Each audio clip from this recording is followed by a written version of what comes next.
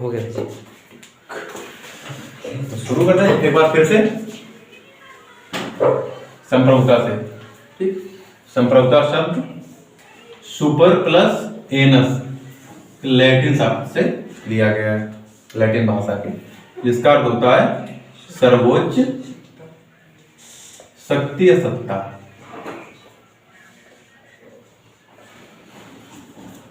तो कल कुछ मूल परिभाषाएं पढ़ी। ऑस्टिन के अनुसार कानून ही संप्रभुता का आदेश है। और जो डायसी के बारे में पढ़ा था कि राजनीतिक एवं विधिक संप्रभुता में सबसे पहले अंतर किसने किया? तो डायसी ने। विलोबी की परिभाषा पढ़ेगी, संप्रभुता कानून की सर्वोच्च शक्ति है, मतलब कि जो राज्य की सर्वोपरि शक्ति होगा है संप्रभुता है। उसी परिभाषा क्रम में एक है रूसो की कि संप्रभुता का विभाजन अपने आप में धोखा है, मतलब कि संप्रभुता का किसी भी स्थिति में विभाजन नहीं किया जा सकता है। अगर विभाजन किया जाता है तो यह माना जाएगा कि संप्रभुता के साथ ही एक धोखा, मतलब कि पूर्ण स्वतंत्रता उस राज्य को नहीं मिल पाई। गैटिल इन्हीं के पक्षधर, मतलब जो विभाजन के विरोधी हैं कि विभाजित संप्रभुता अपने आप में विरोधाभास है। अगर संप्रभुता का विभाजन किया जाता है तो अपने आप में ये विरोध प्रदर्शित करता है।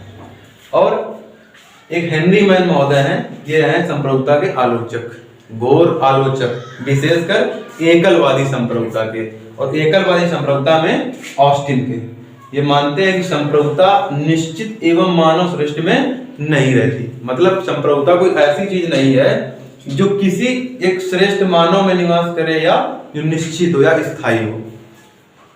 ऑस्टिन के घोर आलोचक हैं। इसमें से प्रश्न पूछ लेता है कि ऑस्टिन का आलोचक कौन है? तो हेनरी मैन। ऑस्टिन की एक किताब है जिसमें इन्होंने संप्रभुता की परिभाषा दी है, लेक्चर्स ऑन जूरिस्प्रूडेंस या विधि शास्त्र पर व्याख्या।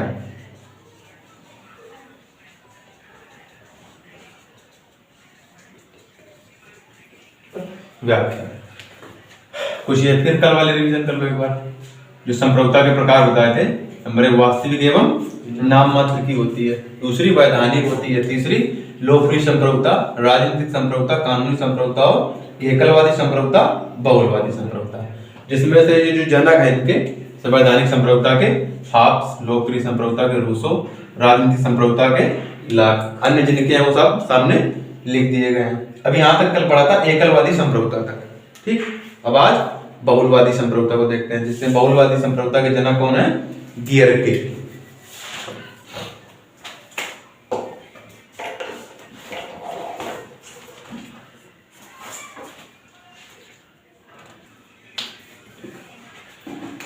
तो एकलवाद की परिभाषा हो गई। आप देखो बहुलवादी, तो बहुलवाद के प्रमुख जो समर्थक है पहले देखो, मैटलैंड जो ब्रिटेन के विद्वान है और गियरके ये जर्मन विद्वान है। इन दोनों को बहुलवाद का जनक माना जाता है। मैटलैंड दे देगा, गियरके दे देगा, या एक देगा या दोनों देगा। तो ध्यान रखो, मैटलैंड का संबंध ब्रिटेन से है और गियरके का संबंध जर्मनी से है। और इनके अन्य समर्थक हैं पार्कर, लिंडसे, क्रेब, डिग्विड, फिंगिस, फॉलेट, कोल, लास्की और मैकाइवर, जिसमें कोल एक विशेष है जिनके बारे में दिया गया नीचे व्यावसायिक प्रतिनिधित्व के जनक के रूप में। तो इनकी कुछ परिभाषाएं जो दी गई है वो देख लेते हैं, और ये खासकर वो परिभाषाएं हैं जो एग्जाम की दृष्टि से महत्वपूर्ण है। क्रैब की, जिन्होंने कहा कि संप्रभुता की धारणा को राजनीति से निकाल देना चाहिए, मतलब प्रत्येक बहुलवादी विचारक का ये मानना है कि संप्रभुता का भी विभाजन होना चाहिए। बहुलवादी क्या मानते हैं? बहुलवादी मानते हैं कि संप्रभुता का विभाजन होना चाहिए। तो थोड़ा सा बहुलवाद समझ लो। बहुलवादियों के अनुसार सत्ता का विकेंद्रीकरण होना चाहिए, मतलब जितना राज्य महत्वपूर्ण है उनके लिए उतना ही अन्य संगठन भी महत्वपूर्ण है। तो जो संप्रभुता है वो एक राज्य में निहित ना होकर के अन्य संगठनों में भी निहित होनी चाहिए, मतलब उसका विभाजन होना चाहिए। उसी क्रम में लास्की कहते हैं संप्रभुता का सिद्धांत राजनीतिक दर्शन के लिए वैध नहीं है। तो लास्की ने यहाँ तक कह दिया कि अगर राजनीति की बात हो रही है तो वहां संप्रभुता का कोई मतलब ही नहीं, बिल्कुल अलग रखा जाए। कोकर महोदय कहते हैं कि संप्रभुता अविभाज्य ना होकर संघों में विभाजित होनी चाहिए। वही बात कि जो संप्रभुता है उसका एक क्या नहीं होना चाहिए, केंद्र नहीं होना चाहिए। तो होना क्या, संघों में विभाजित होनी चाहिए, कई सारे संघ होने चाहिए, कई सारी शाखाएं होनी चाहिए जिनमें संप्रभुता निवास करे। लिंडसे कहते हैं कि संप्रभुता संपन्न राज्य का सिद्धांत धराशायी हो चुका है। मतलब जो आज के आधुनिक राज्य हैं उनमें संप्रभुता का अस्तित्व कैसा हो चुका है, धराशायी, बिल्कुल कोई मतलब नहीं रह गया है। उसी में ये क्वेश्चन कई बार पूछ लेता है कि बहुलवादियों के अनुसार जो संप्रभुता है, जो संप्रभुता का मुख्य लक्षण है, उसके समर्थक होते हैं या उसके विरोधी होते हैं। जब ये पूछेगा तो निरंकुश जो है, निरंकुश नहीं, निरंकुशता या निरंकुश संप्रभुता कह सकते हो। निरंकुश संप्रभुता के हमेशा बहुलवादी विरोधी होते हैं, या ये कह सकते हो एकलवादी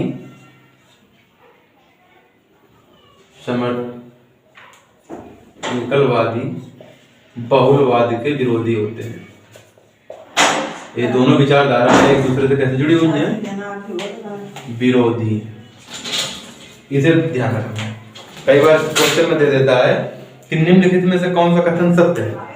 एकलवाद बहुलवाद साथ साथ रहते हैं, एकलवाद बहुलवाद का ही एक रूप है, या एकलवाद बहुलवाद का विरोधी है। तो ये दोनों एक दूसरे के विरोधी हैं। जैसे पिछले टॉपिक में बताया था कि हेनरी मैन जो बहुलवाद के समर्थक हैं वो ऑस्टिन के बहुत कटु आलोचक हैं, मतलब एकलवादी संप्रभुता के कटु आलोचक हैं।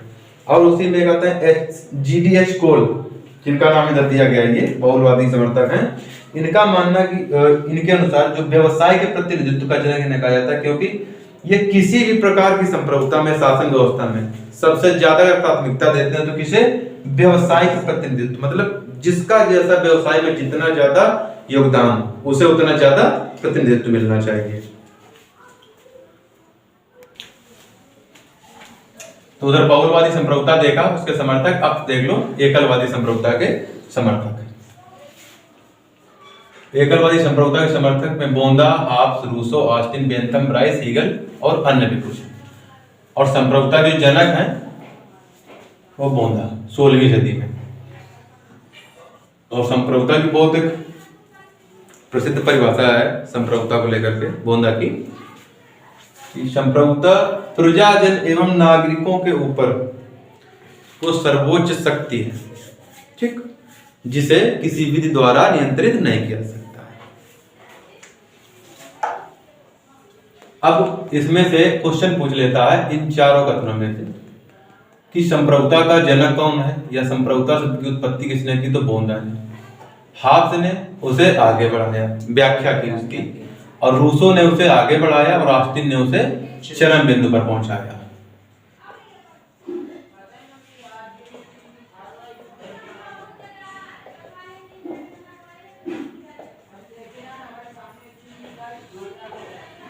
बोंदा ने संप्रभुता शब्द को गढ़ा और हाब्स ने उसकी विस्तृत व्याख्या की, रूसो ने उसे आगे बढ़ाया और ऑस्टिन ने उसको चरम बिंदु पर पहुंचाया।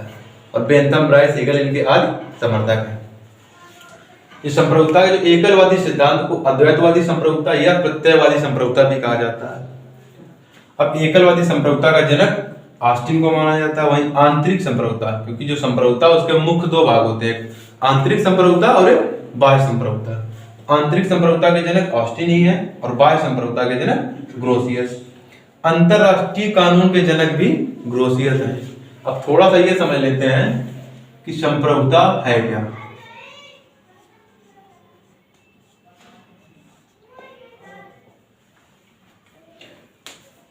पहले थोड़ा साधारण समझ लेते हैं, घर से ही समझ लेते हैं कि जैसे घर का कोई एक मुखिया रहता है तो उसको अपने निर्णय करने की शक्ति होती है उसके पास, लेकिन निर्णय दो प्रकार से रहते हैं, एक आपके घरेलू और एक आपके सामाजिक।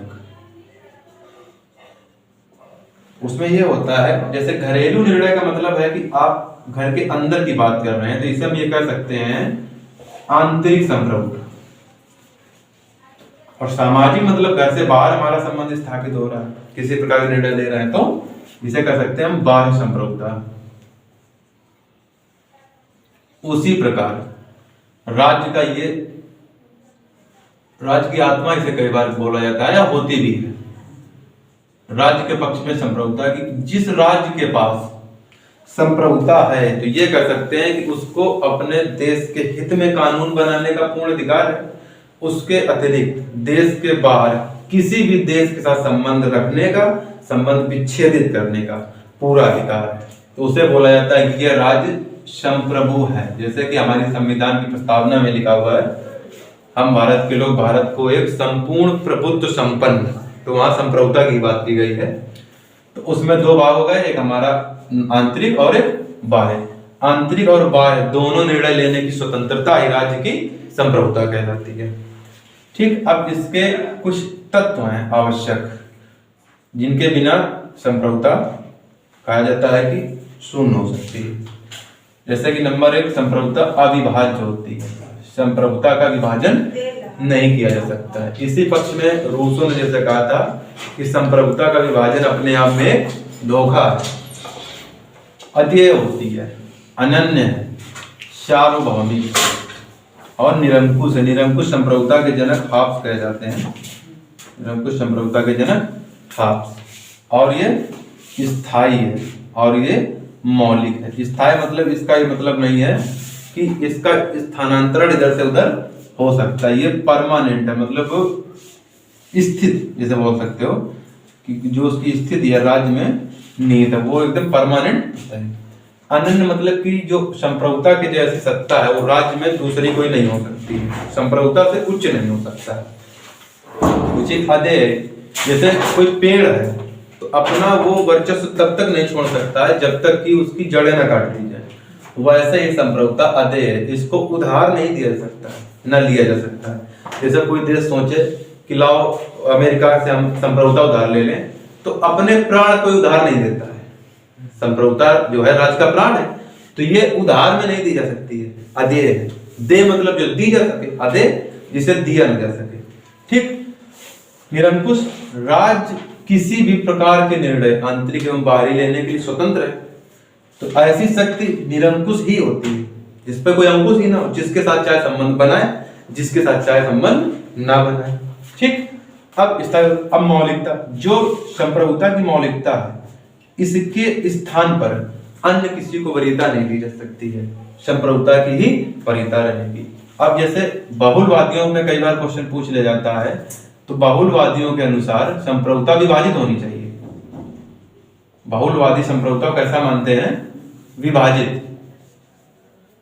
ये थोड़ा सा ध्यान रखने की चीज है कि विभाजित मानते हैं।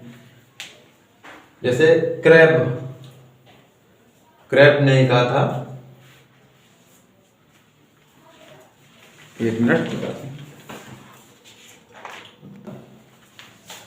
क्रैब ने कहा है कि जो संप्रभुता का विचार है, यह संप्रभुता को राज्य से निकाल देना चाहिए, राज्य से निकाल देना चाहिए।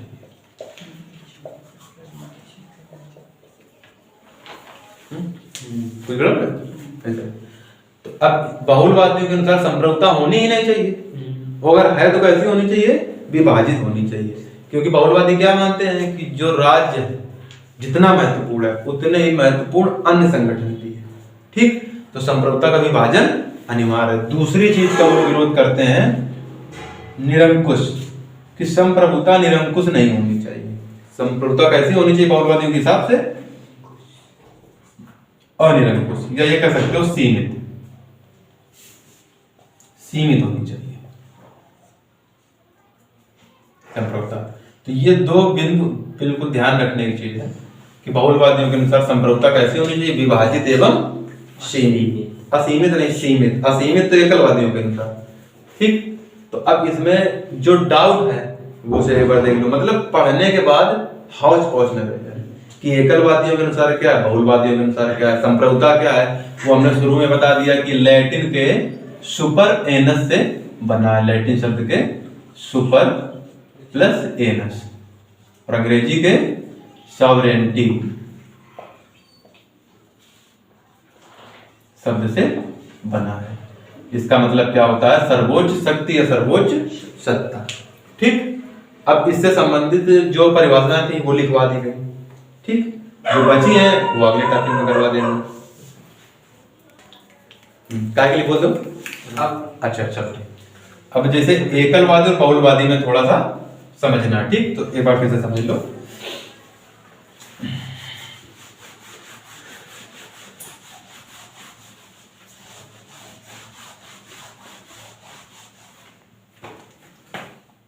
मुख्य विरोध जो रहता है वो एकलवाद और बहुलवादी में ही है, ठीक? ये समझ लो थोड़ा सावधानी से। एक क्वेश्चन इससे टीजीटी पीजीटी में आपके आ जाता है, नेट में भी आ जाता है, एकलवादी और ये बहुलवादी। तो जो एकलवादी विचारधारा के समर्थक या एकलवादी संप्रभुता के जो समर्थक हैं, उनका ये मानना है कि संप्रभुता पर किसी भी प्रकार से, किसी भी एंगल से कोई रोक टोक नहीं होनी चाहिए, बिल्कुल आजाद। जैसे जंगली शेर जिस जंगल में चाहे रहे और जिस जंगल में चाहे ना रहे, और जिसका चाहे शिकार करे, जिसका चाहे ना करे, तो थोड़ा निरंकुशता आ जाती है। तो वही बहुलवादी कहते हैं कि भाई देखो सब कुछ तो ठीक है, लेकिन इसका जरूरी क्या है? विभाजन। अब अकेले एक राजा बना दोगे वही मजा मारेगा, बाकी तो विभाजन करो तो सत्ता कई भागों में बटे, तो 2-4-6 को मजा मिले, शिकार करें वो। और ये क्या कहते हैं? विभाजन नहीं करेंगे, बिल्कुल कुछ भी हो जाए, अविभाज्य रहेगी। तो विरोध होना लगता है, यही से विरोध होना लगता है। एकलवादी कहते हैं कि संप्रभुता सर्वोपरि है, ठीक? राज्य की आत्मा तो सर्वोपरि है, और जब सर्वोपरि है तो सीधी सी बात है उसमें क्या आ जाएगी? निरंकुशता। तो बोलते हैं कि ये निरंकुश है। ये बोले नहीं नहीं, ऐसा काम नहीं चलेगा, तुम निरंकुश हो जाओगे तो जनता को परेशान करोगे, उल्टे सीधे कानून बनाओगे। तो एक काम करो, तुम सीमित रहो। तो अब यहां से भी दूसरा विरोध, ये बोलते हैं संप्रभुता स्थायी रहेगी। स्थायी का मतलब राज्य में ही नहीं रहेगी। ये बोलते ना ना, गलत बात। राज्य में रहेगी तो राज्य क्या बन जाएगा? डिक्टेटर, तानाशाह। फिर जनता का विकास कहां होगा? राज्य का विकास होगा मेरे। तो अस्थायी रहोगे, स्थायी नहीं, अस्थायी। तो कहने का मतलब यह है कि एकलवादी अगर कहेंगे मिठाई, तो बहुलवादी क्या कहेंगे? नमक। हमें मिठाई नहीं चाहिए, हमें लालच ना दो, समझ गए? गुड़ दिखा के ईंटा ना मारो, जो है मैं वही दो। तो इनका मामला क्या बहुलवादियों का? जो सत्ता का केंद्र हो कैसा होना चाहिए? विभाजित। जो सत्ता सरकार है वो एक व्यक्ति या एक जगह निहित नहीं होनी चाहिए, उसके कई सारे विभाजन होने चाहिए। और ये बहुत की पॉइंट है, बहुत क्वेश्चन पूछता है कि बहुलवादियों के अनुसार शासन कैसा होना चाहिए। कुछ ना ढूंढना, चारों ऑप्शन में बस ये ढूंढना जहां लिखा हो विभाजित या सत्ता के कई रूप, सत्ता कई भागों में खंडित या विभाजित। और वहीं एकलवादी क्या कहते हैं? अविभाज्य हो, निरंकुश हो, स्थायी हो, अदेय हो, ठीक? मतलब वही जो बोला था कि उधारी नहीं दी जा सकती है, तो संप्रभुता उधार लेने देने की चीज नहीं है। लेकिन ये तो कहते हैं क्या है, अगर किसी देश से हमें कुछ उधार में सहायता मिल रही है तो ले लो, लेकिन अपनी जगह पर बहुलवादी भी ठीक है और अपनी जगह पर एकलवादी भी ठीक है। अगर किसी से ज्यादा उधार लोगे तो तुम पे दबाव हो जाएगा। जो सोचो 10 बार आपने अमेरिका से उधार लिया, तो एक बार अमेरिका भी आपसे मांगेगा, पता लगा आपकी हैसियत नहीं है उतना आदान प्रदान करने की, आप दिक्कत आई, तो वही एकलवादी बन जाओ थोड़ी देर के लिए, जो जैसा है हमारा हम अपनी ताकत पे रहेंगे। लेकिन अब इसमें कुछ डर तो रहता है, जैसे एकलवादी है तो निरंकुश, ये डर है। अब इसमें ठीक है प्रधानमंत्री या राजा तो ठीक, और अगर गड़बड़ हो गया तो गड़बड़।